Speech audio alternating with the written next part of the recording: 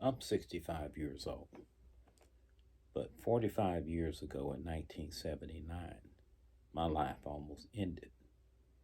I was on break from college and I came back home. And as people do when they come back home, they often go back to familiar places. So I went to this nightclub and it was closing. So I was backing up my car to go back home. And someone drove behind me and I struck the fender of their vehicle. Before I knew it, I had a pistol pointed right at my forehead.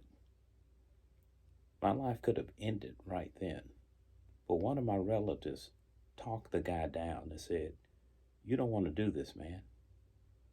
And he pulled the gun out of my face.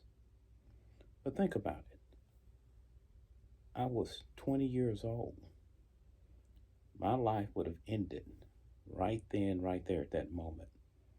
It would have been a footnote. The other 45 years that have ensued since that happened make up the bulk of my life experiences. Got married, had a child, had homes, jobs.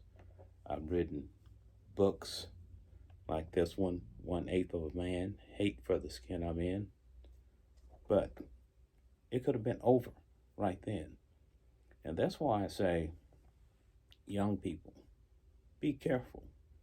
Life and death sometimes are separated by a very thin margin. Just a couple of pounds of pressure on that trigger, my future never would have happened.